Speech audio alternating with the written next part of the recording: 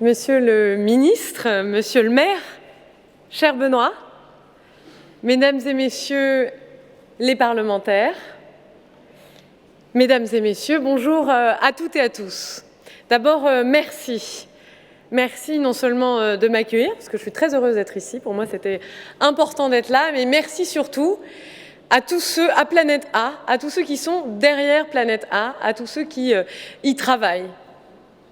Parce que c'est ça dont nous avons besoin.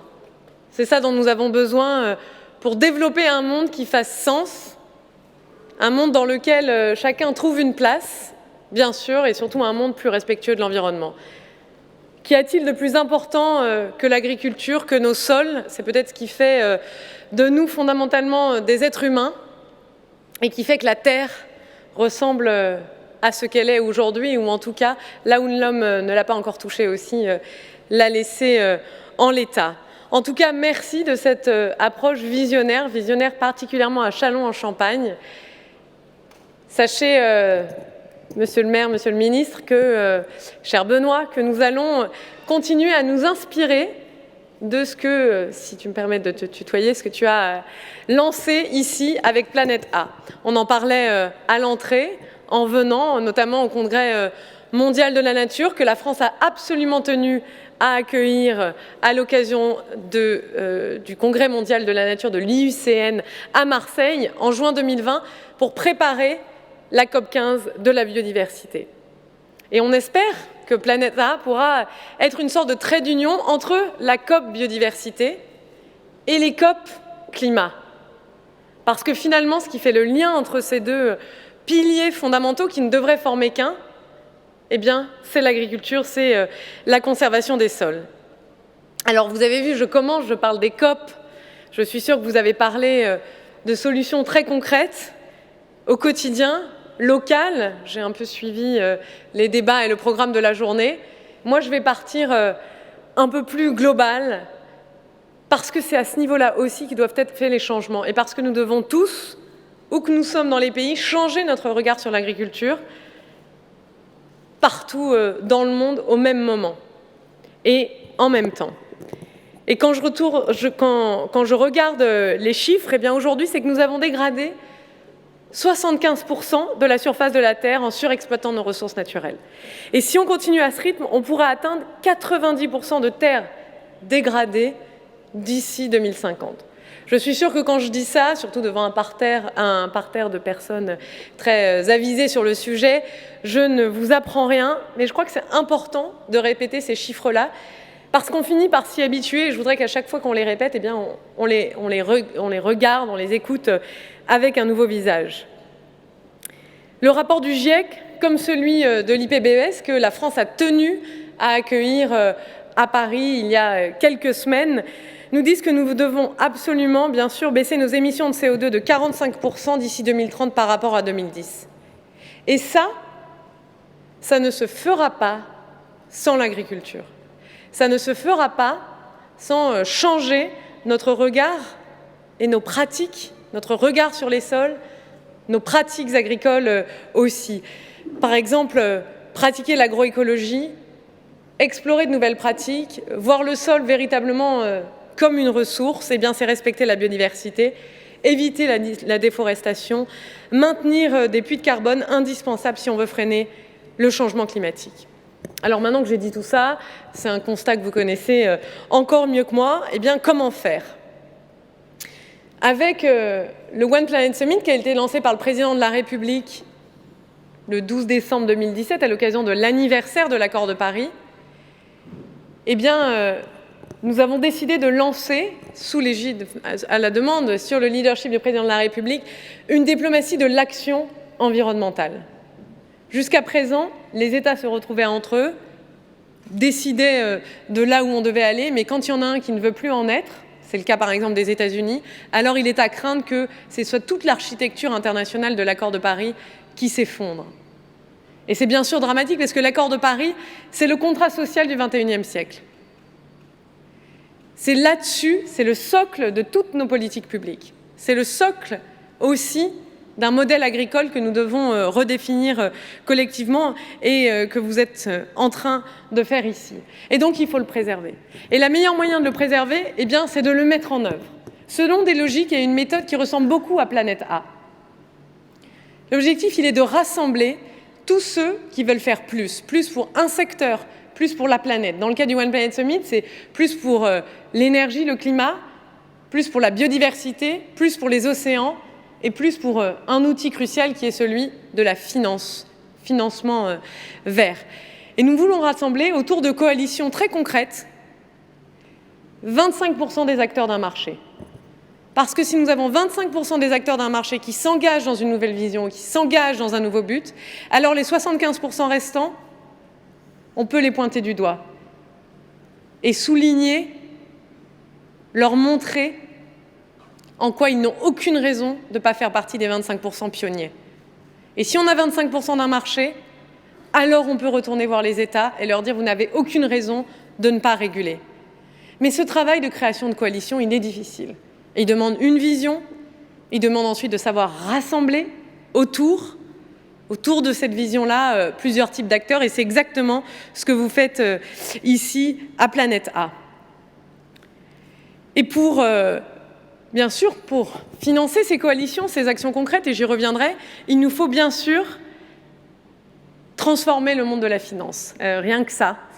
Mais ça fait partie du projet de la France, du projet qui est porté par le président de la République dans le cadre du G7, qui est porté aussi par la France dans le cadre du sommet climat du secrétaire général des Nations Unies, qui va avoir lieu en septembre prochain. Il a été confié à la France, le secrétaire général des Nations Unies a confié au président de la République, Emmanuel Macron, une mission sur la finance verte, sur la finance climat.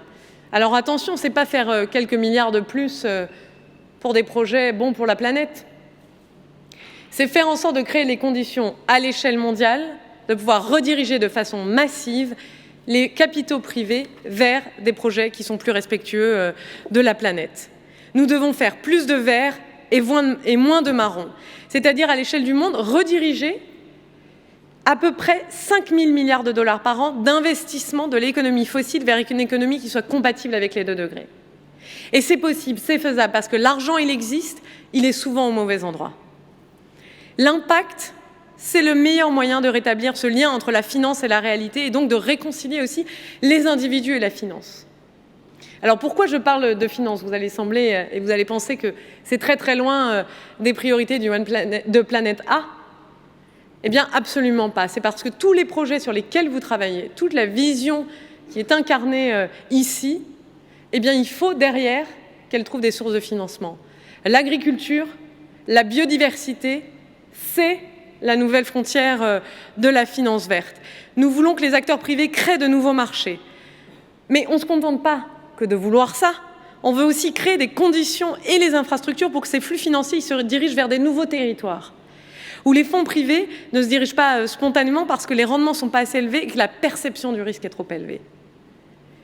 C'est le cas par exemple de la préservation et de l'usage raisonné des terres et de son financement. C'est cet outil-là que nous voulons transformer. Les banques françaises sont d'ailleurs en avance sur cette question-là, en avance par rapport au reste du monde. Je crois qu'il faut le dire, mais il ne faut pas s'en contenter, il faut encore aller plus loin. Et il faut aussi mobiliser autour d'autres États, d'autres pays, et c'est ce que nous faisons. Et sur la question de l'agriculture et de la biodiversité, nous avons une vraie crédibilité en France, a fortiori avec des projets comme Planète A.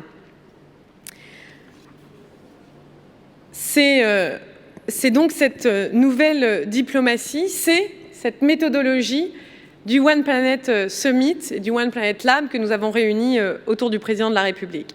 Une preuve par l'exemple, le fonds LDN. À l'occasion du premier One Planet Summit, un fonds public-privé a été lancé pour lutter contre la dégradation des terres et je sais que vous allez en parler dans la table ronde qui arrive après. Et ce fonds, eh bien, aujourd'hui, sont engagés à la fois des investisseurs publics, mais aussi des investisseurs privés, comme par exemple l'Agence française de développement, la Banque européenne d'investissement, Fonds d'action, la BNP Paribas aussi. Bref, ce mélange fécond d'acteurs à la fois publics et privés qui savent, et c'est surtout quand je dis ils savent, c'est les agences publiques, les acteurs publics, osent utiliser de l'argent public différemment, c'est-à-dire de façon bien plus utile, non pas pour financer directement des projets, mais pour les dérisquer, pour les garantir, pour faire en sorte que puissent éclore partout sur le territoire plus de projets plus risqués dans des domaines dans lesquels traditionnellement les acteurs privés n'allaient pas. Et ce fonds LDN dont je vous parlais, c'est un projet d'agroécologie et de production de café durable qui permet de restaurer des zones dégradées et de faire fonctionner une filière durable de production de café. Alors je ne vais pas trop en dire parce que je sais que certains pourront en parler bien mieux que moi après, plus tard dans la table ronde. Un autre exemple aussi, c'est celui qui a été lancé par Emmanuel Faber, de Danone, qui est encore là-dessus une entreprise particulièrement pionnière. Et Emmanuel Faber a développé un projet dans le cadre du One Planet Lab qui vise à promouvoir l'agriculture régénérative dans leur filière de production. Il s'agit tout simplement du One Planet Business Coalition for Biodiversity. À ce stade, 16 entreprises de l'agroalimentaire ont rejoint la dynamique et vont s'engager notamment sur davantage de transparence dans leur chaîne d'approvisionnement et davantage de diversité de leurs produits agricoles. En gros, les légumes moches ne seront plus boudés pour vraiment simplifier le projet. Là encore, nous aurons, je ne veux pas en dire trop maintenant parce que ça fait partie des projets que nous voulons voir éclore pleinement au moment du G7. Parce que le G7 en France, ça doit être l'occasion de cranter aussi cette diplomatie internationale différente. Différente parce que centrée sur l'action. Vous l'aurez compris, je souhaite que la protection de la biodiversité bénéficie d'une mobilisation égale à celle qui a pu mobiliser pour le climat. La COP21 a été un moment fondamentalement important. Il faut que la COP15 de la biodiversité en Chine soit aussi importante. Nous avons la chance d'avoir un axe fort de coopération entre la France, l'Union européenne et la Chine de l'autre côté. Nous avons la chance aussi d'accueillir le Congrès mondial de la nature en juin 2020 à Marseille. Nous avons la chance d'avoir des acteurs comme vous qui travaillaient ici déjà à mettre les petits cailloux pour que puisse être créé le grand chemin vers la préservation de la biodiversité. Alors tout est en place, vous êtes des pionniers ici. Utilisons l'année qui va venir, l'année presque jour pour jour, parce que nous sommes en juin, utilisons l'année qui va venir pour changer les paradigmes, pour créer des vraies coalitions qui fassent basculer des systèmes entiers vers un nouveau type d'agriculture. Utilisons ce moment-là. Merci donc de m'avoir invité ici et à tout de suite. Merci beaucoup Brune Poirson, merci Madame la Ministre.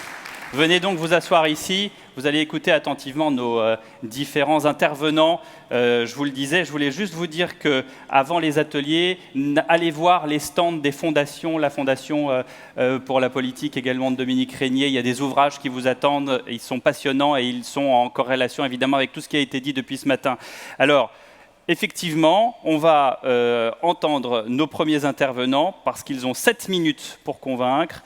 Et on commence par le duo entre Madame Michèle Botchouaou et Antoine Cyr. Je vous demande de les applaudir, s'il vous plaît. Également, vous montez sur scène Bernard Giraud, Godfrey Zamujo et Sébastien Coinet, s'il vous plaît. Bonjour Madame. Venez, Monsieur Cyr, venez, le pupitre est à vous. Et les autres, s'il vous plaît, installez-vous par là. Voilà, je fais un peu mon gendarme, mais en même temps, je suis en bleu, donc voilà, tout va bien. Installez-vous.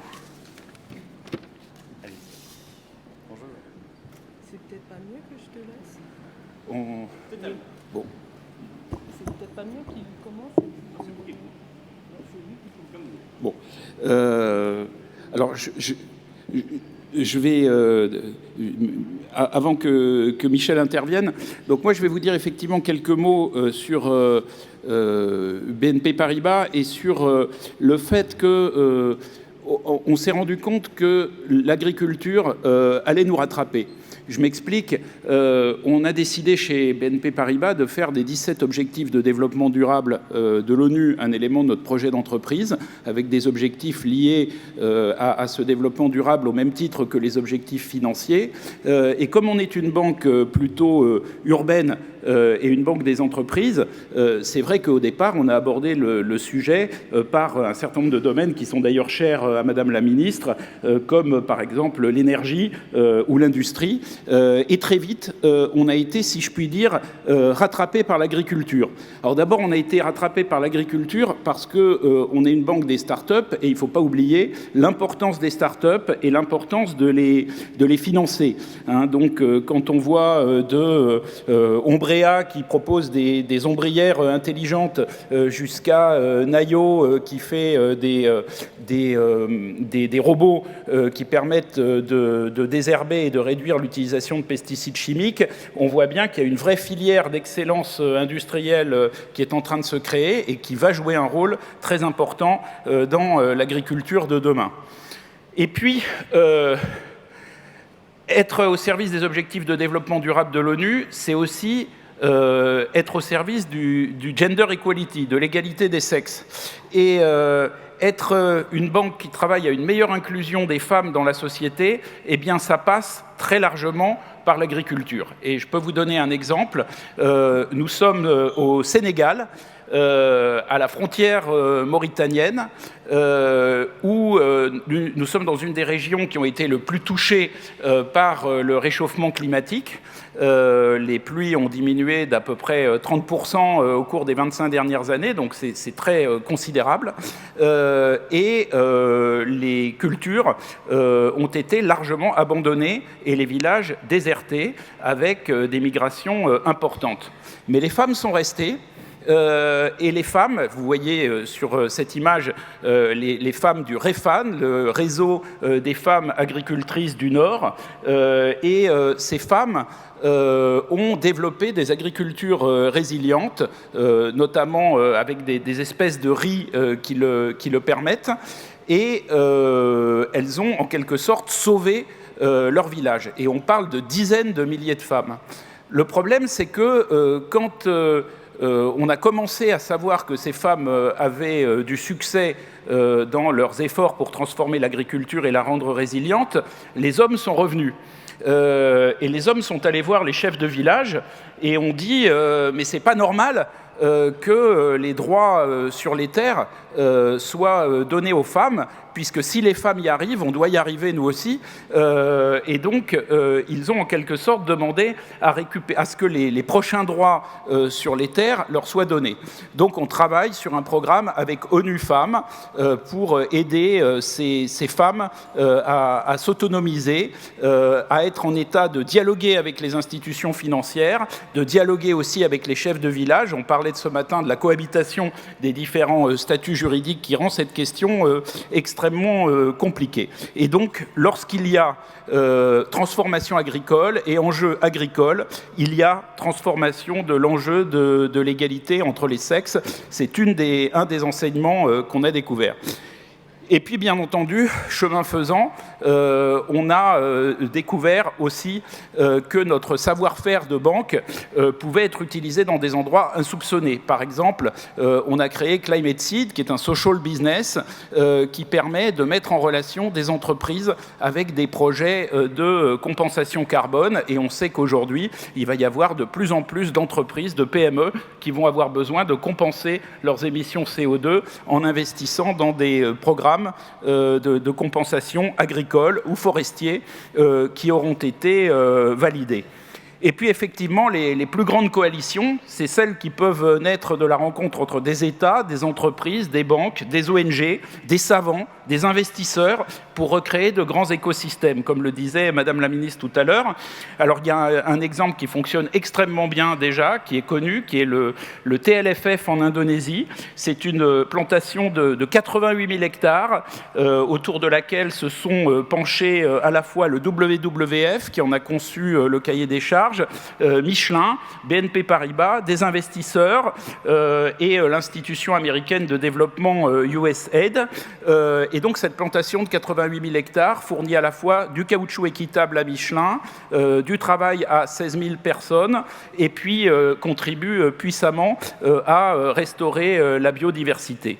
Il y a beaucoup d'autres programmes à grande échelle. Actuellement, on travaille sur la transformation agroécologique entière de l'État l'État de l'Andhra Pradesh via le Zéro Budget Natural Farming, qui est un programme sans intrants ni chimiques.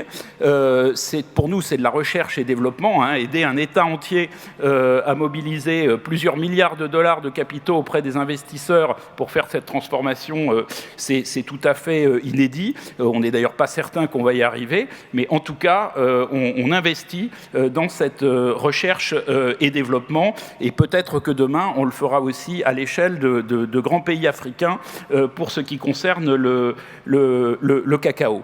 Et puis, ce qui est très important, c'est la coalition avec la science. Et là, je vais passer le relais à Michel, parce que nous travaillons dans le cadre d'un programme qui s'appelle le One Planet Fellowship, qui a été développé sous l'égide du gouvernement français avec l'Institut Agropolis et qui est cofinancé par BNP Paribas et par la Fondation Bill et Melinda Gates.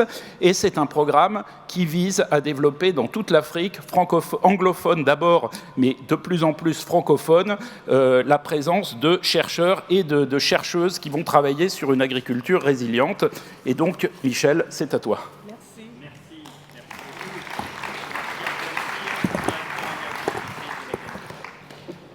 Donc, bonsoir, chers collègues et honorables invités.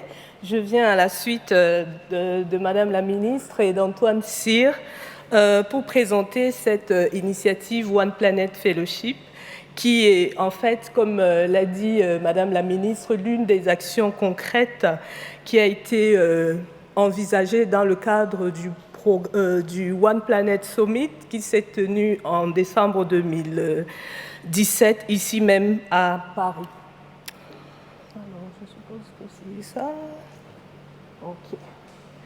Donc, comme on le sait déjà tous, et je pense que les débats l'ont encore montré aujourd'hui, depuis ce matin, et j'espère qu'on ne s'arrachera pas les chemises avant de partir parce que nous avons différents points de vue.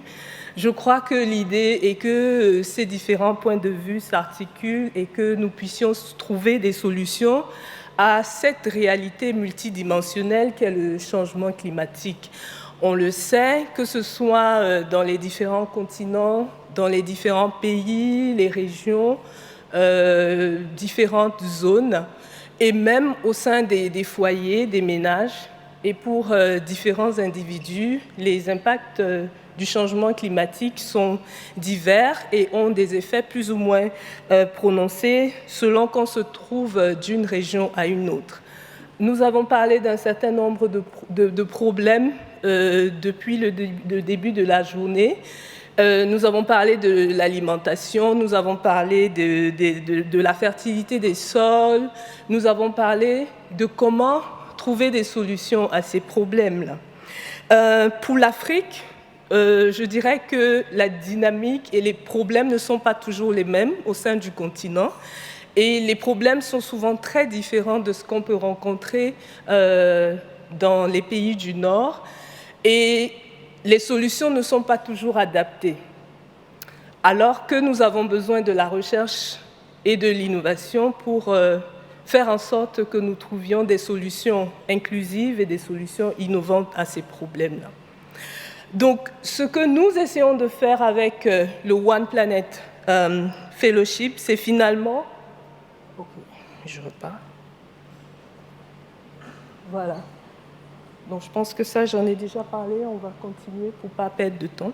Donc, ce qu'on essaye de faire avec le One Planet Fellowship, c'est finalement de pouvoir articuler la recherche et l'innovation, de faire en sorte que nous puissions créer de véritables plateformes de renforcement des capacités, de nos chercheurs en Afrique, mais aussi de pouvoir de pouvoir croiser les différents efforts de recherche qui sont faits, que ce soit en Europe, que ce soit en Afrique, et surtout de pouvoir mettre en réseau les différents chercheurs qui sont en train de travailler sur ces différentes questions.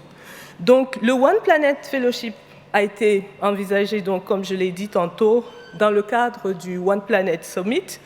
Et l'idée, finalement, c'est de pouvoir répondre à l'engagement 3 sur la mobilisation de la recherche et de la jeunesse en faveur du climat, parce que finalement, il s'agit de les préparer aux bouleversements actuels, mais également futurs, qui sont liés à ce changement climatique.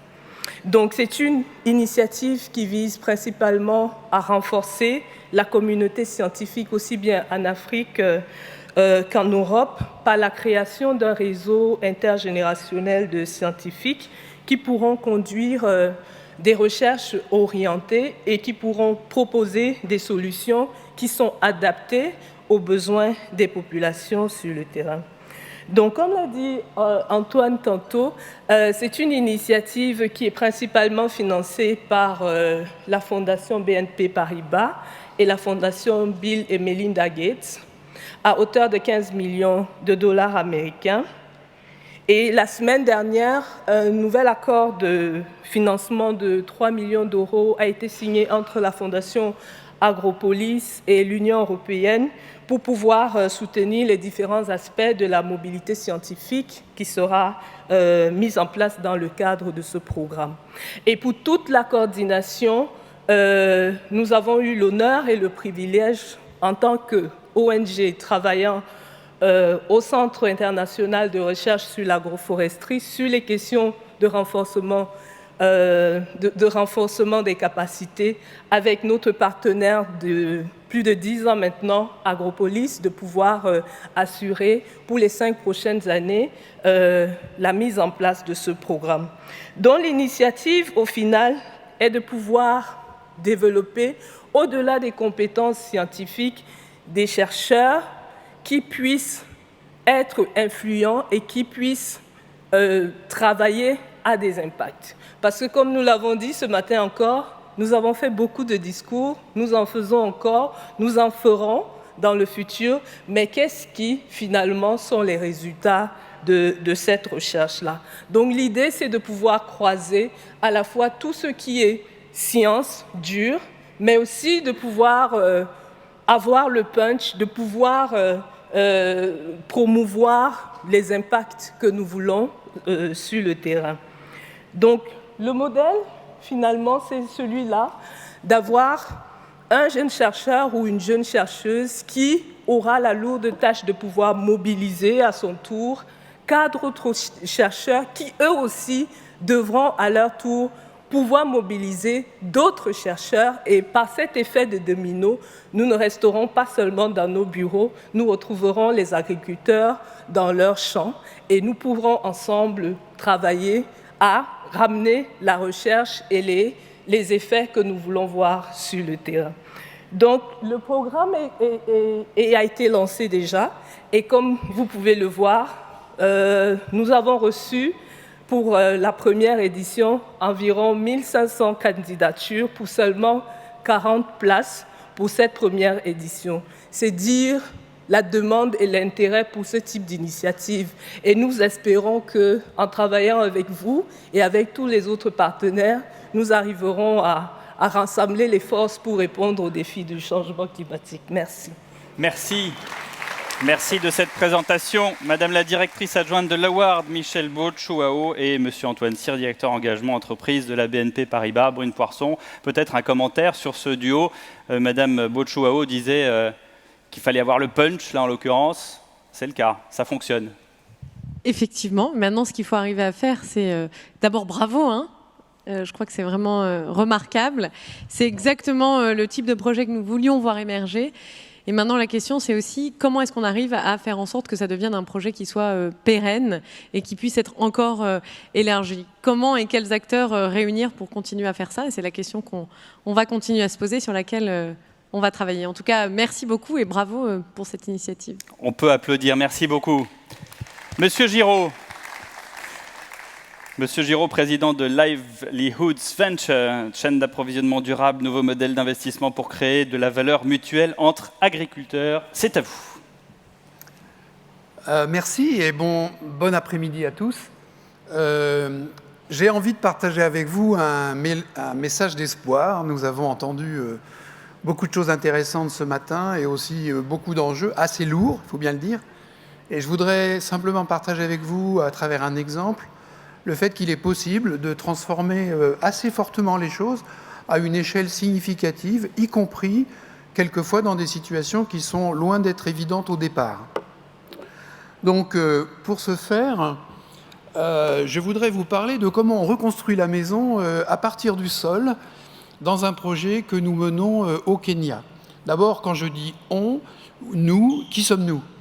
Nous sommes Livelihoods, nous sommes des fonds d'investissement. Nous sommes 3 fonds d'investissement qui ont été créés par de grandes entreprises. Les entreprises sont comme les agriculteurs, elles sont comme les individus, elles sont comme les États, elles ont besoin de se transformer. Il se trouve que 12 d'entre elles ont mis pas mal d'argent, de l'equity, du capital, dans des fonds pour engager des grands projets agricoles, de reforestation, de restauration d'écosystèmes avec des modèles financiers qui permettent que cet argent revienne sous forme de crédit carbone ou sous forme de chaînes d'approvisionnement durable dans différentes matières premières agricoles, tout en transformant la vie des populations rurales et des agriculteurs. Donc ce projet dont je vais vous parler, il se situe dans une région à la limite du Kenya et de l'Ouganda, dans une grande montagne qui s'appelle le Mont Elgon, qui est un des châteaux d'eau du lac Victoria. C'est une région très densément peuplée.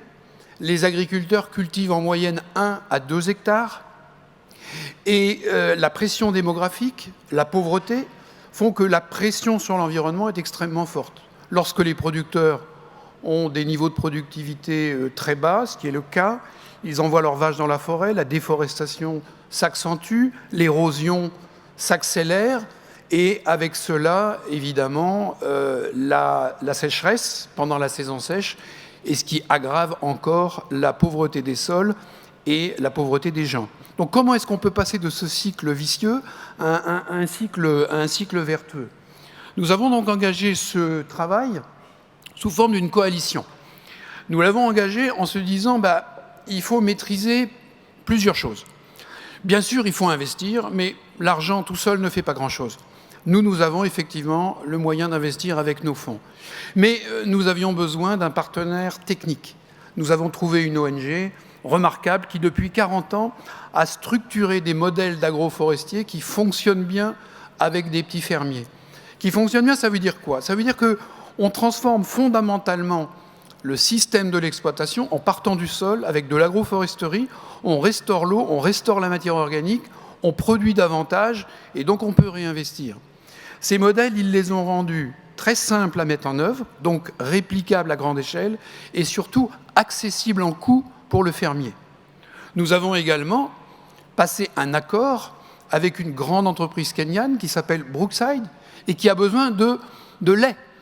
Lorsque les productivités par vache sont à 2 ou 3 litres, le coût de collecte est extrêmement élevé. Lorsque la saison sèche fait baisser dramatiquement la production laitière, les industriels du lait sont obligés de sécher le lait en saison des pluies et de remettre de l'eau dans la poudre de lait en saison sèche. Ça n'est pas économiquement intéressant. Si on arrive à augmenter la productivité au niveau des fermes, on baisse le coût de collecte, l'industriel est gagnant, le producteur est gagnant. Donc qu'est-ce que nous faisons ? En fait, nous finançons à travers notre fonds rien d'immatériel. Nous n'achetons pas la terre, nous n'achetons pas les arbres, nous n'achetons rien. Nous aidons 30 000 fermes, c'est-à-dire 60 000 fermiers, car il y a une grosse composante de montée en capacité des femmes, notamment dans la direction des coopératives. Nous travaillons avec 15 coopératives laitières et nous avons un objectif que 50% des conseils d'administration de ces coopératives laitières soient des femmes dans les 5 années qui viennent.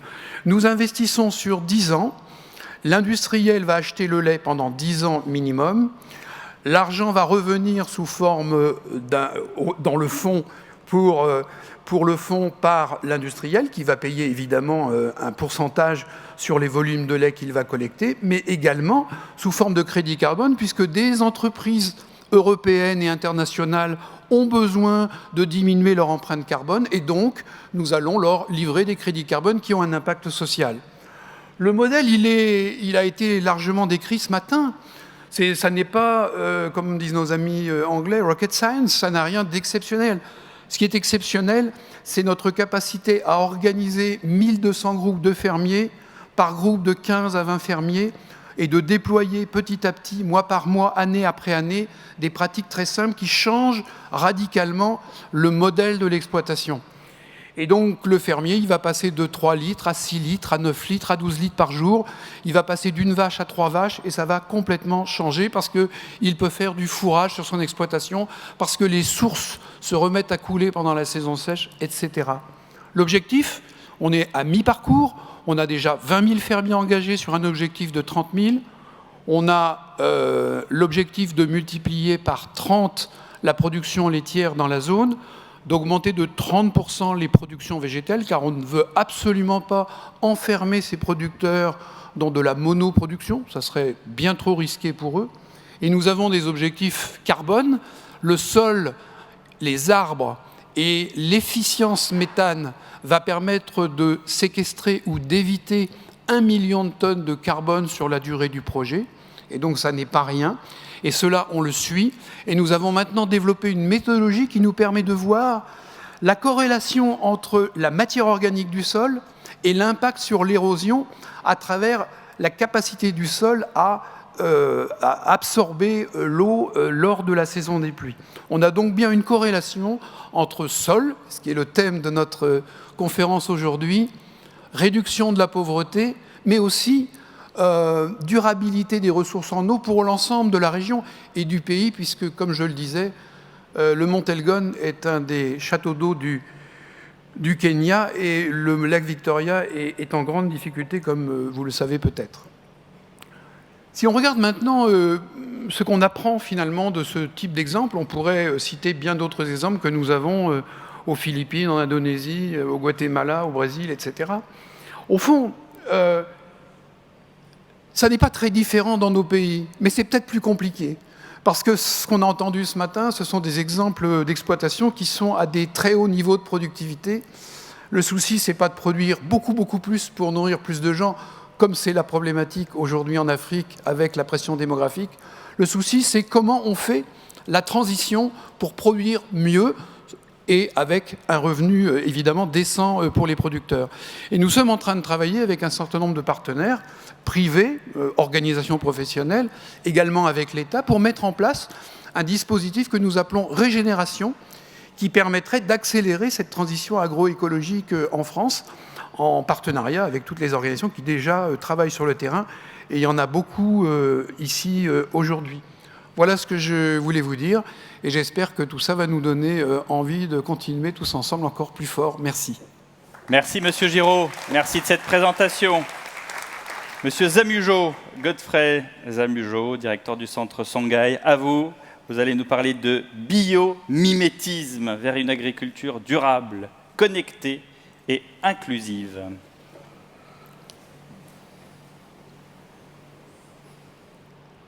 Est-ce que c'est d'abord? Est-ce qu'on est connecté avec Il faut connecter d'abord. OK. C'est bon. OK, voilà. Tout d'abord, je suis anglophone, donc il faut me pardonner avec mon accent, mais je vais essayer de m'exprimer en français. Voilà. Merci pour cet effort. Merci bien. Donc vous voyez ici, vous voyez à gauche, c'est ça le problème aujourd'hui. La terre par capita continue à diminuer, mais la population monte. C'est une bombe à retardement. C'est face à ce défi que nous ne sommes pas des connexions, nous ne sommes pas des agriculteurs, mais des agronomes, mais des scientifiques universitaires qui sont décidés de se convertir en agriculture pour vraiment mieux faire face à ça. Vous regardez à gauche, c'est ça que nous voulons faire. Nous voulons transformer l'agriculture pour qu'on puisse produire mieux, bien, avec moins. Plus, mieux avec moins. Comment on va le faire? C'est simplement en adoptant l'autre système qu'on a au niveau du système agrobiologique. Voilà à gauche, la terre, chaque année, la productivité de la terre continue à monter, tandis que la population monte. C'est ça notre méthode de le faire aujourd'hui. Vous voilà ce que nous faisons. Ça nous arrive parce que nous, les scientifiques, on est avec ça. On a dit, on était convaincus que l'agriculture était forcément et que la terre était forcément vivante. Donc, ce n'est que dans ces conditions qu'on a dans le fait. Donc, vous voyez ici, pour que c'est des systèmes de production, qu'il faut transformer tout ça. Chaque année, la production monte et par rapport à la population, c'est ça, dans les systèmes d'agroécologie. Donc, vous voyez ici, ce n'est que dans un système intégré qu'on peut le faire. Si vous regardez à droite, les déchets d'une section deviennent les entrées dans une section. Donc, il y a rien de perte. Mais on ignorait l'énergie qui est critique aujourd'hui, l'énergie qui est tellement importante. Donc, c'est les déchets des autres secteurs qui prennent l'énergie et l'énergie vient encore actionner. Voilà son système. Mais l'intégration n'est pas tellement au niveau de la production primaire, mais au niveau du système économique. Production primaire est liée avec la production secondaire agro et l'industrie, aussi au niveau de production tertiaire. Tout est une intégration à l'outrance aujourd'hui que vous allez voir. Donc vous voyez ici, c'est le recyclage à l'outrance de tout, mais à base de micro-organismes. Voilà les déchets de section et compostage et tout ça. La terre qu'on a commencé, c'était mort. Ça ne produisait rien au début, dans les 30 ans. Mais au bout de 3 ans, tout était transformé totalement en agriculture qui marche aujourd'hui. Pourquoi? Nous croyons que l'agriculture, que le sol est tellement foncièrement, intrinsèquement relationnel. Comment dirais-je? Régénératif et systémique. Et c'est ça qu'on avait vraiment fait. Pour que le sol commence à reprendre sa vie, donc on a développé ce système pour que ça continue à marcher. Next. Donc vous voyez ici, c'est exactement ce qui se passe. Si vous regardez à gauche, au niveau de l'agriculture aujourd'hui, dans le sol conventionnel, vous voyez ça, ce n'est que 15% de l'engrais chimique qui arrive à la plante.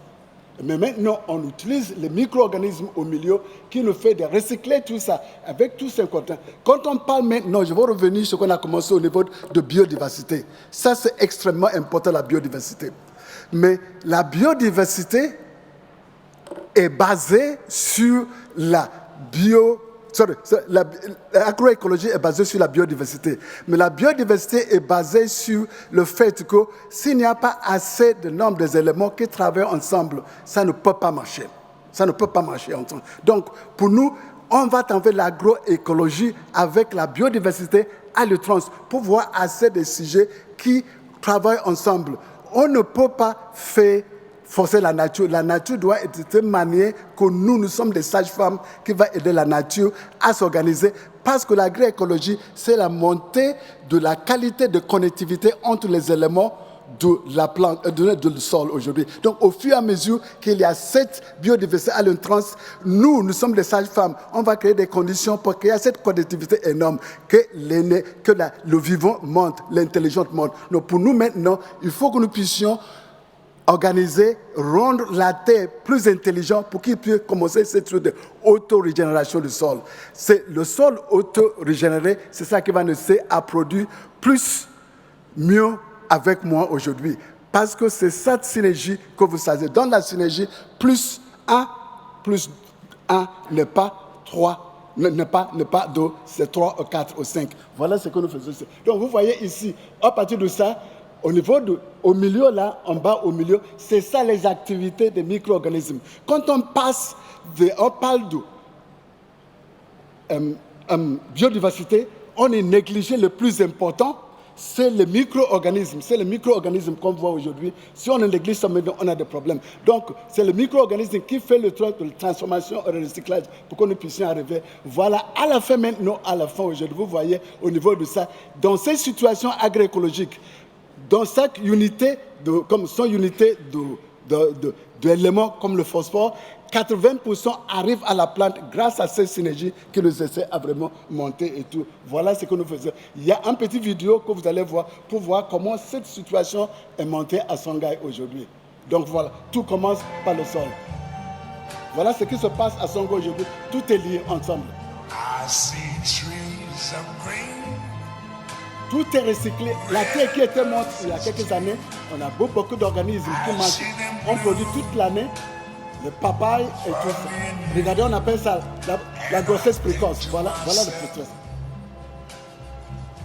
La production, la terre qui était morte il y a quelques années, au niveau de l'ananas biologique et tout. Voilà les gombos. Mais en même temps, la biodiversité, on met tout ensemble, la multiculture. Peu de porc et tout ça qu'on nous voit, c'est ça. Donc avec les déjections des animaux qu'on voyait aujourd'hui, qu'on utilise. Mais maintenant, on passe de la production végétale, production animale. Et toute l'énergie, tout est utilisé, voilà la production musicale, on le fait.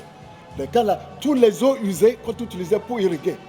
Mais voilà, au niveau de ça, la terre qui était morte là-bas, voilà ce que ça produit aujourd'hui. Voilà, au bout de 10 mois, voilà la production aujourd'hui, c'est que nous volons, c'est que enfin. Merci beaucoup. Merci professeur Zabujo pour cette présentation en musique. Sébastien Coinet va prendre maintenant la parole. Il est le président directeur général d'Éléphant Vert. Alors on m'a dit tout à l'heure dans un couloir que c'était l'homme qui voulait révolutionner le monde, ça tombe bien. En tout cas, il propose de nouveaux modèles agricoles, bons pour les hommes, les sols et la planète. Ah, je ne suis pas tout seul, ouais. Et puis après, ce qui a été dit, j'ai rien à dire. En fait, on a la preuve immédiate que les solutions existent depuis longtemps et sont mises en place par de nombreuses personnes. Bonjour à tous et à toutes, enfin à toutes et à tous. Déjà, juste Éléphant Vert, c'est pas un gros éléphant tout vert, ni bleu, ni rose. C'est une entreprise qui est née en Afrique et qui est née d'une ONG. Donc ça, c'est un premier élément important à noter et qui explique un peu notre stratégie et notre positionnement sur le marché. Donc, juste, hop, voilà. Donc j'imagine que ce matin, il y a beaucoup eu d'éléments d'information sur les enjeux. Je voulais remettre un peu une couche avec l'idée effectivement qu'on n'agit pas suffisamment pour les sols, puisque aujourd'hui, si vous avez lu tout récemment le dernier livre de Fred Vargas, qui est encore très alarmiste, on parle d'augmentation du réchauffement climatique, d'une augmentation de 2 degrés, c'est une moyenne, donc évidemment sur les continents c'est beaucoup plus important, environ 5 degrés. Et donc ça a un impact énorme sur les sols et donc sur l'agriculture. Donc les enjeux agricoles en tout cas sont énormes, surtout dans les régions où nous travaillons beaucoup, en particulier en Afrique, où il y a des sols très fragiles, une forte pression démographique. Je rappelle qu'il y aura un quart de l'humanité qui sera sur le continent africain en 2050. Et évidemment, un énorme exode rural qui fait qu'il y a de moins en moins d'agriculteurs et donc de personnes et de professionnels qui travaillent la terre. Donc l'enjeu est vraiment énorme.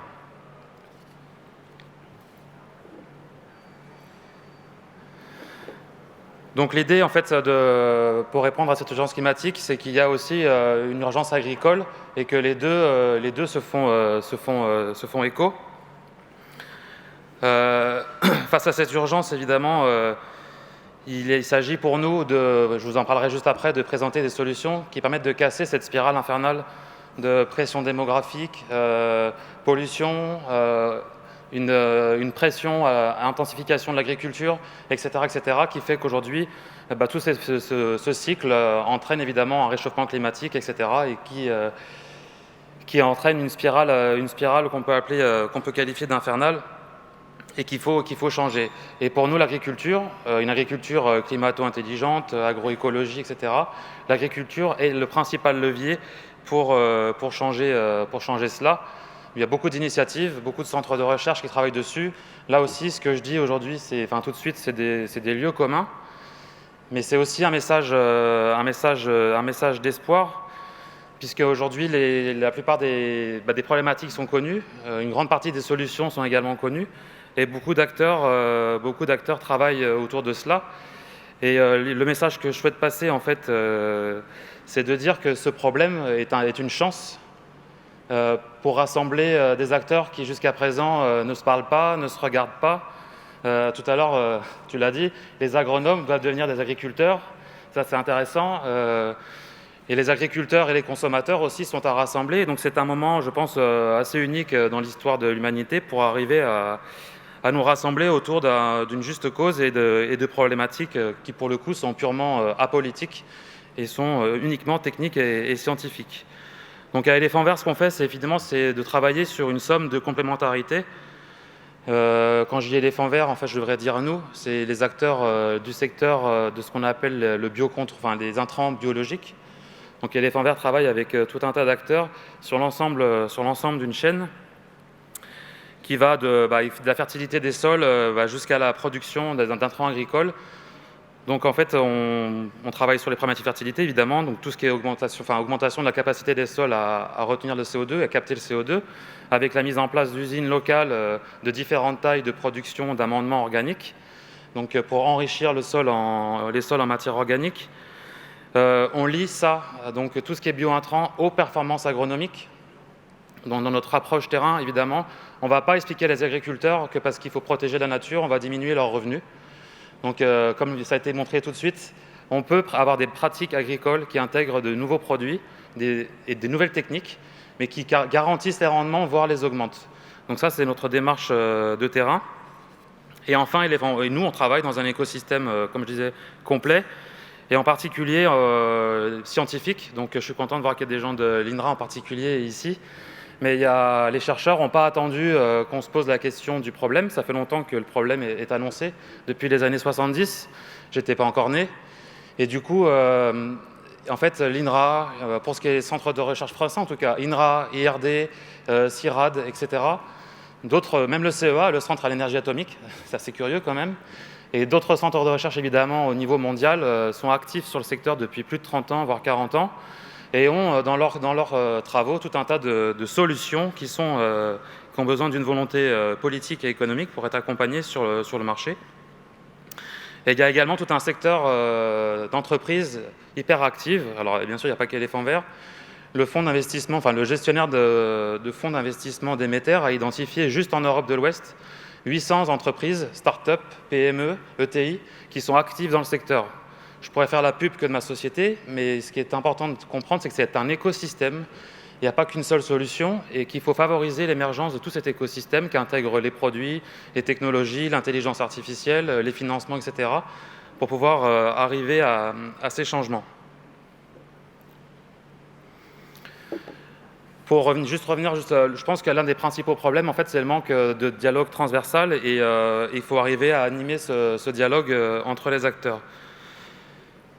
Très rapidement, l'approche de l'éléphant vert, je vais aller à la conclusion assez vite en fait, vu que le temps passe, c'est de réconcilier, de rapprocher les acteurs à travers des démarches filières.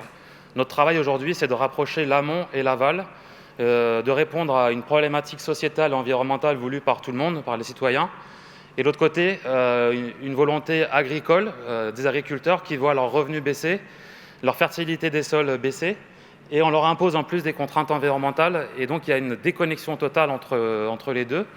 Et en fait, par une approche filière, en intégrant des acteurs importants de l'agroalimentaire ou de la distribution, on arrive à montrer qu'on peut rassembler les enjeux à la fois économiques et agricoles, et en même temps les enjeux environnementaux et sociétaux.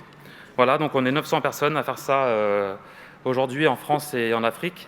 Et comme on dit en Wolof, parce que j'aime bien le Wolof, souffle au Kodior, mou des locaux, ça veut donc dire que la terre ne ment pas. Donc voilà, donc à nous de travailler. Merci beaucoup. Merci Sébastien Coenet.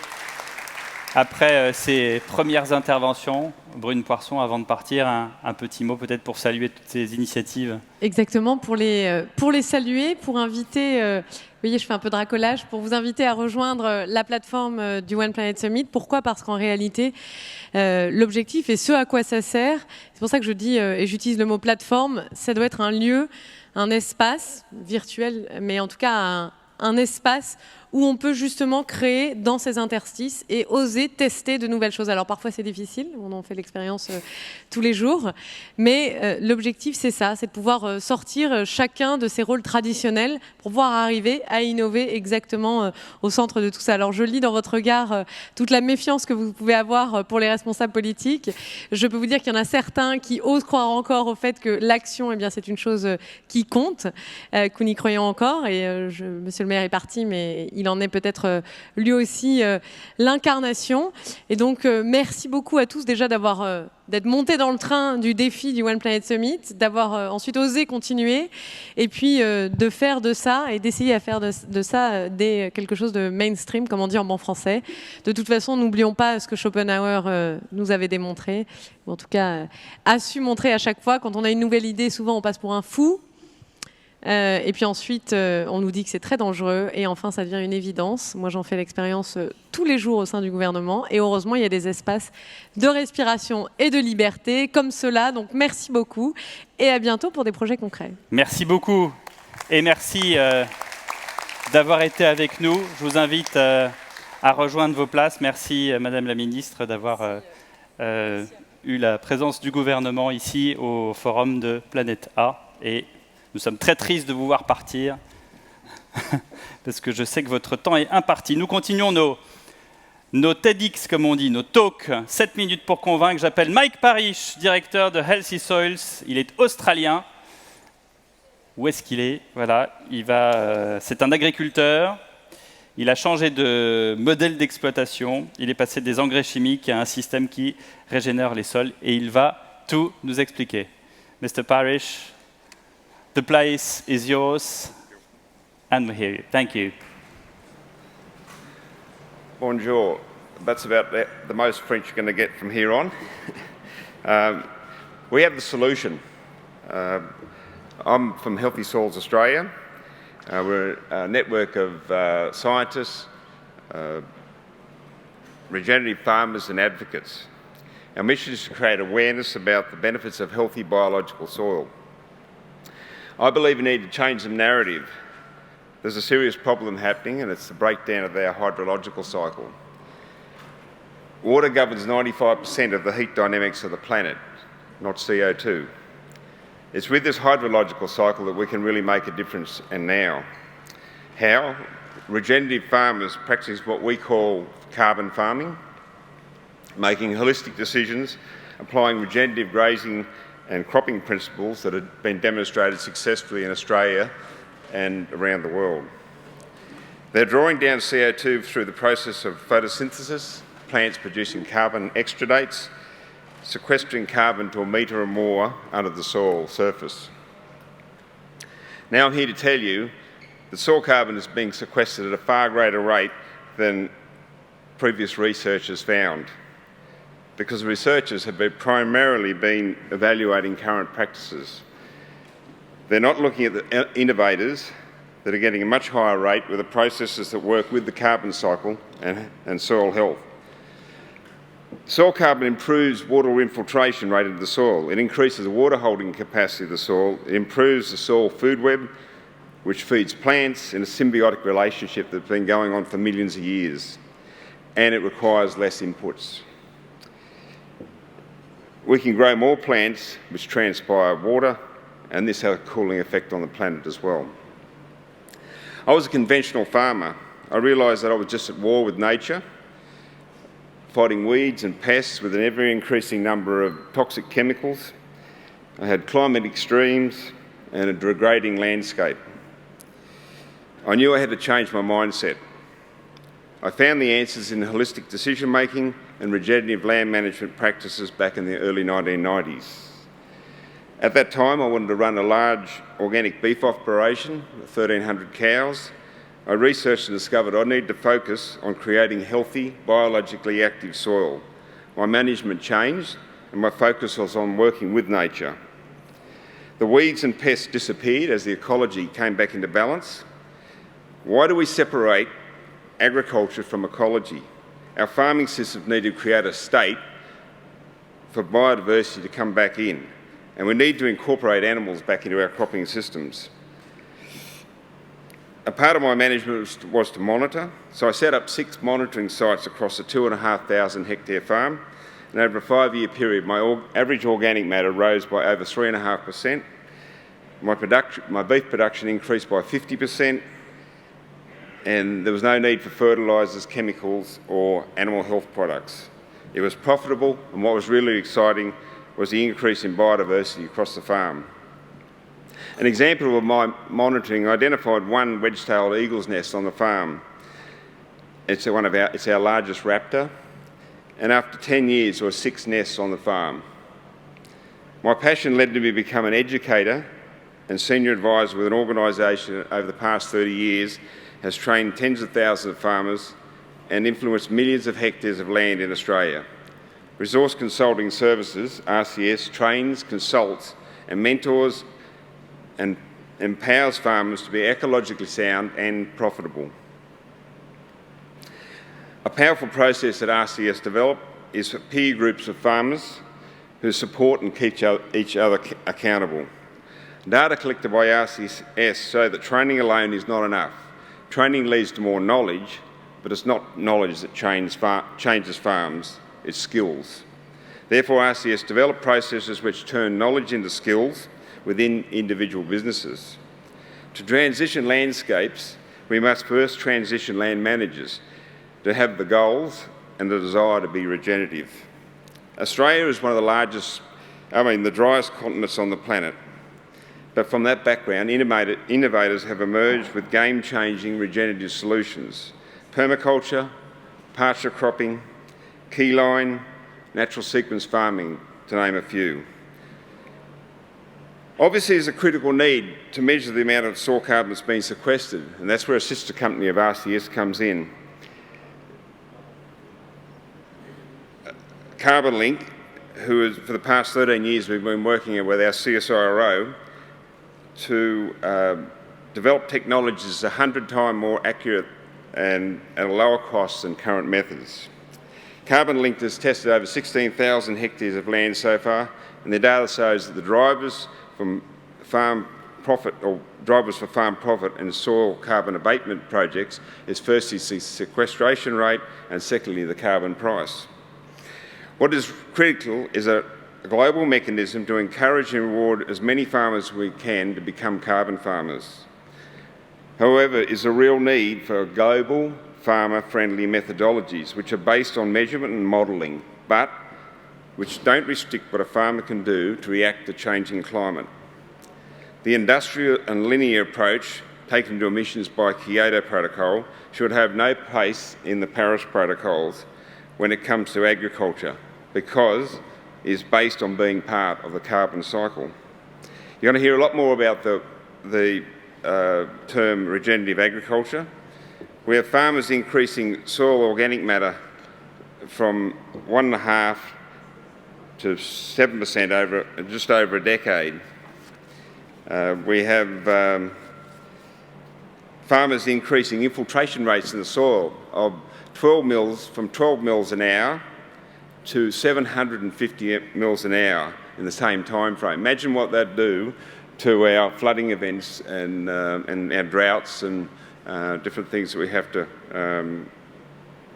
deal with. We have farmers that have in Australia who are working with 200 to 300 mils of rainfall of cereal cropping in basically sand and being very productive. We have recent research that has found healthy soils can increase the photosynthesis capacity of plants by 5 times that of conventional cropping plants, giving a 5-fold increase in net primary production. We have the solution. It's regenerative agriculture. We capture CO2, we create a soil carbon sponge which captures and holds more rainfall, increases production and cools the planet. In many cases, thousands of years of poor farming practices and decision making can be reversed in a matter of decades. Thank you. Thank you, Mike Parish. Thank you for being here from so far from Australia, and thank you for that example that will certainly make ideas for others. Thanks very much. On peut l'applaudir. Il vient de très très loin, Mike Parish. Cécile Villeneuve vient de moins loin, elle est française, elle est agronome. La voilà qui arrive, elle est fondatrice de Elisol, le bureau d'études sur la biologie du sol et la nématologie. Et elle va nous expliquer que ce sol est vivant, beaucoup mieux que moi. C'est à vous. Bonjour à tous. Merci pour l'invitation.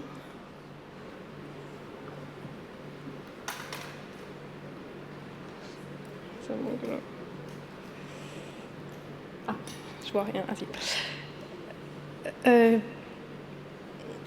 Donc, Elisol Environnement, c'est une jeune entreprise en fait créée en 2011 qui sème de la recherche publique. Et donc, nous avons notre domaine d'activité, c'est une expertise biologique, une expertise en biologie du sol. Ce que je vais développer plus particulièrement aujourd'hui, c'est la notion de bioindicateur du fonctionnement biologique du sol. En fait, on utilise couramment des bioindicateurs pour mesurer la qualité de l'air, comme par exemple les compositions en lichen, ou la qualité de l'eau. Il y a en Europe un indice qui s'appelle l'indice biologique global normalisé, qui est basé sur les communautés d'invertébrés des cours d'eau. Ces bioindicateurs, en fait, renseignent sur l'état et le fonctionnement de l'écosystème et ils permettent de révéler l'état de santé du milieu, sa capacité à réaliser ses fonctions clés. Pour le sol, il n'y a pas d'outils aussi développés, aussi radicalement utilisés. On travaille à Elisol sur les nématodes. Et les nématodes, alors, on a la chance d'être là aujourd'hui parmi vous. C'est pourtant des organismes que peu de monde connaissent. Pourtant, ce sont les organismes les pluricellulaires les plus abondants sur Terre. Vous allez les trouver absolument partout. Il y en a des millions dans chaque mètre carré de sol. Bien sûr, leur défaut, entre guillemets, c'est qu'on ne les voit pas. Ils sont invisibles. En fait, ils vont nous servir à répondre ou à aborder la question de est-ce que ce sol, ou plutôt cette terre, est vivante? Est-ce que les assistants biologiques sont présents et actifs? Et finalement, pourquoi est-ce qu'on s'intéresse à ces acteurs biologiques? C'est parce que ces organismes du sol remplissent des fonctions, et on en a déjà largement parlé ce matin sans réellement leur réattribuer leur rôle premier, la transformation du carbone, la décomposition, la dynamique de la matière organique, le recyclage des nutriments, le cycle de l'azote, la maintenance de la structure du sol. Toutes ces fonctions sont réalisées en partie par les organismes du sol quand ils sont présents. La régulation des populations aussi et le contrôle des ravageurs, des bioagresseurs, est possible lorsque la communauté du sol, la biodiversité est importante. On pense traditionnellement, quand on dit qu'est-ce qui vit dans le sol, j'ai des vers de terre, c'est bien, et c'est vrai que les vers de terre, c'est l'organisme un peu emblématique de la qualité biologique du sol, mais il y a beaucoup d'autres organismes. À l'autre bout, on pense aussi aux micro-organismes, c'est les autres choses qui sont bien connues, les bactéries et les champignons, mais il faut bien comprendre que la diversité des organismes du sol est extrêmement grande, extrêmement développée. On connaît moins les autres organismes, comme ici vous voyez des acariens qui vivent dans le sol, ou encore des colamboles, qui sont également des organismes qu'on trouve dans tous les sols, ou des tardigrades qu'on trouve également, qui sont des organismes microscopiques également. Et les nématodes qui sont, comme je l'ai dit, extrêmement abondants et en plus extrêmement divers fonctionnellement. En agriculture, on a tendance à ne focaliser que sur les phytoparasites, qui sont des ravageurs. Mais toutefois, ils ne contribuent qu'à une petite part de la communauté des nématodes du sol. Tous les autres sont bénéfiques, tous les autres sont des acteurs positifs. Certains consomment des bactéries du sol, d'autres consomment des champignons, d'autres consomment d'autres organismes comme les tardigrades ou les rotifères, etc. Ce sont des prédateurs ou des omnivores. Vous voyez ici un nématode qui consomme un autre nématode. Et finalement, ce qui est important, c'est que dans le sol, tout ce qui est le fonctionnement, tout repose sur cette matière organique dont on a déjà beaucoup parlé, matière organique morte, mais aussi vivante. Les racines des plantes en présence et des couverts sont la source de tout le cycle des nutriments dans le sol, et tous ces organismes coexistent. Leur coexistence, c'est quelque chose de très complexe. Toutefois, on peut la structurer dans un réseau trophique. Et ce qui est intéressant avec les nématodes, c'est qu'ils se placent à tous les niveaux de ce réseau trophique et en fait nous servent pour refléter l'ensemble de ce réseau trophique et ça a vraiment d'indicateur. Ah, ça a disparu. En fait, ce qui est aussi intéressant, c'est du fait de leur taille, ils vont être faciles à manipuler, faciles à prélever et à appréhender au terrain parce qu'il faut avoir des choses qui sont mesurables. On va évaluer leur biodiversité, l'ensemble des espèces présentes, combien d'individus et de quelle espèce, et c'est cette structure de la communauté qui renseigne sur l'état du sol. On l'utilise évidemment essentiellement dans les sols agricoles, mais finalement on a parlé de régénération de sol. Dans les sols urbains, on parle beaucoup en ce moment de refonctionnalisation et c'est des problématiques qui sont également importantes, de régénérer des sols qui ont eu des origines différentes de celles agricoles, comme les friches urbaines, friches industrielles. Et on a parlé de la complexité ce matin de mettre en œuvre des pratiques agroécologiques et puis d'évaluer leurs impacts et de savoir comment, dans quelle direction on va, savoir si on va dans la bonne direction et le mesurer. Et ça, c'est vraiment une problématique de savoir transformer des variables biologiques en des effets réels. Donc c'est ce qu'on s'est appliqué à faire dans des programmes de recherche, de transformer des variables biologiques en des scores pour finalement pouvoir attribuer des indices de fonctionnement de sol dans différents contextes et différents types de sols et zones climatiques. Finalement, ce type d'indicateur, ça sert à quoi? Ce sont des outils pour intégrer une dimension supplémentaire aux analyses physico-chimiques classiques, qui sont bien sûr la base. Connaître une profondeur du sol, une teneur en carbone, c'est l'augmentation de la teneur en carbone est évidemment un critère majeur. La biodiversité, ça va nous permettre également d'avoir des informations complémentaires. Et puis, on peut suivre cette diversité dans le temps. On parlait aussi tout à l'heure d'un T0 et d'un T final après mise en place de pratiques. Ça, c'est quelque chose, ces paramètres peuvent mesurer un impact sur la qualité biologique du sol. Donc ce sont des outils de pilotage pour la gestion durable des sols, ça améliore la connaissance et la compréhension de l'impact des pratiques. Parce qu'en fait, voilà, faut bien voir que jusqu'à présent, il n'y a pas d'outils pour appréhender cela. Des outils de communication aussi, parce que tout simplement, ils permettent de quantifier et de caractériser des évolutions jusque-là invisibles. Et des fois, par exemple, dans une exploitation qui se convertit en bio, c'est absolument pas une nécessité de démontrer que l'activité biologique de son sol s'améliore. Par contre, on peut quand même le faire. Et c'est ce type d'outil qui peut être utile. Ça peut être également des soutiens d'outils d'aide à la réglementation, si jamais on devait savoir mieux quantifier la qualité des sols. Voilà. Je vous remercie de votre attention. Merci. Merci beaucoup pour cette présentation. On y comprend beaucoup plus de choses, en tout cas moi, sur la nématologie notamment.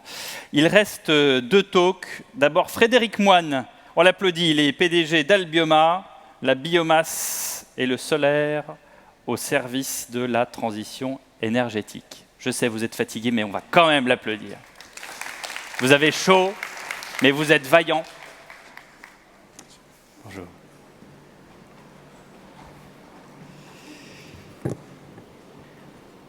Bonjour à tous.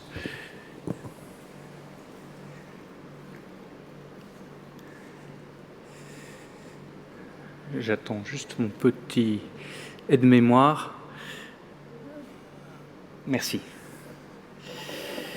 Voilà, je vais apporter un prisme différent, bien qu'il rejoigne la composante énergie que vous avez mentionnée, professeur, dans votre intervention.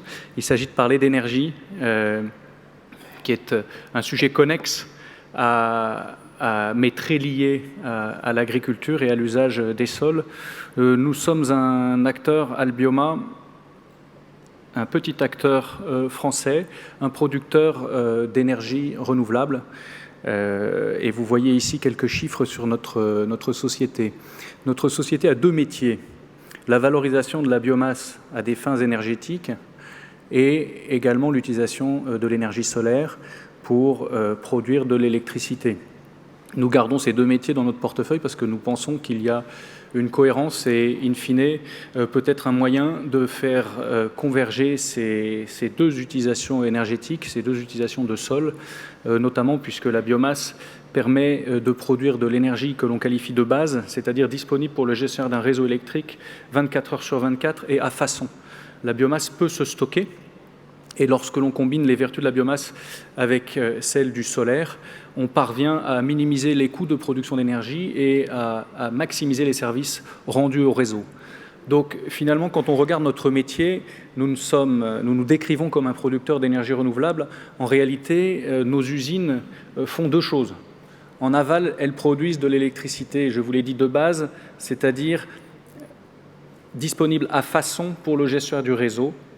Elle est stockable, elle est modulable et elle est également disponible la nuit, en saison sèche ou en saison humide. Et elle contribue à la sécurité d'approvisionnement, à la stabilité des réseaux. Nous sommes un gros producteur d'énergie, en réalité, dans des zones insulaires, et notamment dans les départements français d'outre-mer. Nous produisons 45% de l'électricité de l'île de la Réunion, principalement à partir de bagasse, qui est le résidu fibreux de la canne à sucre après broyage et extraction du sucre qu'elle contient. Nous produisons sur ce même schéma 40% de l'électricité de l'île Maurice. Nous sommes également présents en Guadeloupe, à la Martinique, où la collègue au gouvernement de Madame Poisson, Madame Vargon, était la semaine dernière de passage dans notre usine pour annoncer la mise en place d'une prime bagasse à destination des planteurs de canne qui destineront leurs cannes à notre usine afin qu'elle soit que l'un des sous-produits de la canne ne soit pas que le sucre, mais soit également l'énergie. Donc, premier métier, la valorisation, la production d'une énergie stable et disponible pour le réseau. Et deuxième contribution, c'est une contribution de structuration et d'amélioration de la compétitivité de filières agricoles. Je vais vous montrer une petite photo de notre usine de la Martinique. Vous avez ici le site du Galion. Pour ceux qui connaissent, il y a une sucrerie en Martinique qui broie de l'ordre de 30 à 70 000 tonnes de canne par an. Et vous avez sur cette photo la sucrerie et immédiatement à côté de la sucrerie, la centrale thermique qui valorise la bagasse qui est le résidu de la canne à sucre.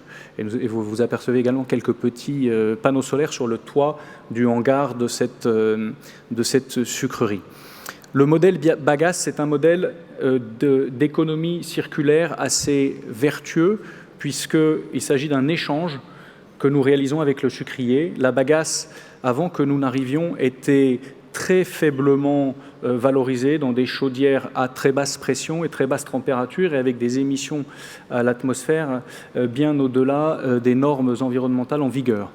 Le fait d'installer un outil industriel performant, haute pression, haute température, respectant les dernières normes environnementales, a permis à la sucrerie d'éviter d'avoir à investir, a permis de pérenniser le tissu industriel et tout l'ensemble de la filière canne-sucre, et également permet, en termes de rentabilité énergétique, de beaucoup mieux valoriser le potentiel énergétique de la bagasse qui jusqu'alors était perdue ou dégradée puisqu'elle était plus éliminée que valorisée énergétiquement, et donc la quasi-totalité des calories qu'elle contenait partait tout simplement sous forme de chaleur à l'atmosphère. Elle est désormais convertie en électricité au service de la stabilité du réseau martiniquais.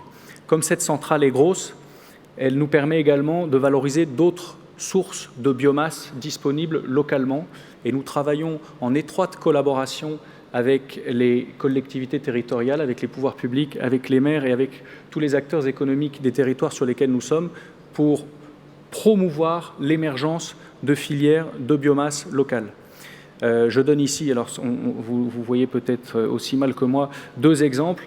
Un partenariat que nous avons signé il y a une quinzaine de jours avec l'ONF pour ce qui concerne la biomasse forestière. Alors nous sommes extrêmement attentionnés ou vigilants quant au respect de la hiérarchie des usages, étant entendu que la valorisation énergie de la biomasse doit rester la dernière. Cependant, avec l'ONF, nous avons signé un partenariat sur l'île de la Réunion qui permet de faire quoi? Qui permet d'aller favoriser les filières de production de bois d'œuvre en générant du bois énergie, par exemple en allant couper des populations d'acacias qui ne sont pas des espèces endogènes, qui prolifèrent sur l'île, et ce faisant, nous contribuons également au respect à la lutte pour la biodiversité. Donc c'est ce type d'action que nous menons à la Martinique où nous sommes. Nous sommes en train de participer à un gros travail de restauration des haies dans le milieu agricole qui ont plusieurs vertus, comme certains d'entre vous doivent le savoir ici, notamment celle de couper les vents, de préserver également la biodiversité. Ces haies, comme elles sont cultivées en milieu tropical, vont pousser et pousser vite, et elles vont constituer pour nous un gisement de biomasse que nous allons pouvoir diriger vers notre usine. Nous importons également de la biomasse sous forme de granulés. Nous sommes vigilants sur le caractère durable de cette biomasse qui respecte toute une série de critères et qui, généralement, provient de forêts elles-mêmes gérées durablement, dont la superficie et la sol augmentent au fil des années. Petite dernière photo sur le respect des sols et le respect de l'usage des sols. Quand nous déployons des centrales photovoltaïques dans les zones dans lesquelles nous sommes, nous essayons de développer des projets en partenariat avec le monde agricole. Certains appellent ceci l'agrovoltaïsme, et vous en avez ici une illustration. L'ombre de nos panneaux photovoltaïques permet aux populations de chèvres de trouver refuge et sont donc protégées. Voilà, merci à tous. Merci Frédéric Moine pour cette présentation. Dernier talk de 7 minutes pour convaincre. On va accueillir Chuck de Liedekerk. Où est-ce qu'il est? Il est là. Le président de Soil Capital qui va nous expliquer que l'on doit se tourner, bonsoir. Bonsoir, non, il n'est pas encore soir, hein, 16h. Qu'on va se tourner vers une agriculture régénérative. Il en est question depuis ce matin, c'est à vous. Bonjour à tous. Je suis belge. On travaille beaucoup à l'étranger aussi, notamment sur des grandes fermes au Brésil, en Amérique du Sud, en Argentine. De temps en temps, on cherche à provoquer des rencontres entre ces agriculteurs-là et les producteurs du côté de chez nous. Alors, il y a eu une conversation récemment entre un producteur belge et un Argentin. Et l'Argentin lui disait, moi, quand je prends ma voiture le matin, je fais le tour de ma propriété, je rentre le soir. Et le producteur belge l'a regardé, il fait, oui, moi aussi j'ai une voiture de merde.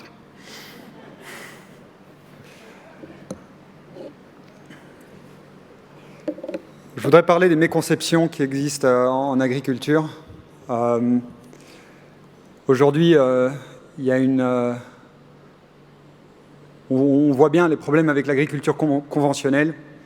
On pense que ça justifie parfois de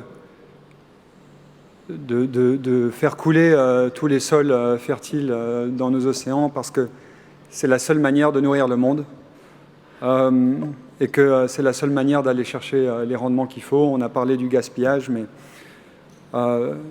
si on regarde la manière dont le changement climatique va impacter les rendements, on voit bien que l'agriculture conventionnelle n'est pas une solution. Certaines projections, parmi les plus dramatiques, pensent que dans la prochaine décennie, même dans les prochaines 5 ans, les calories alimentaires vont commencer à diminuer. On pense alors que c'est la seule manière pour le producteur d'être plus rentable, ou le plus rentable possible. Et quelques chiffres.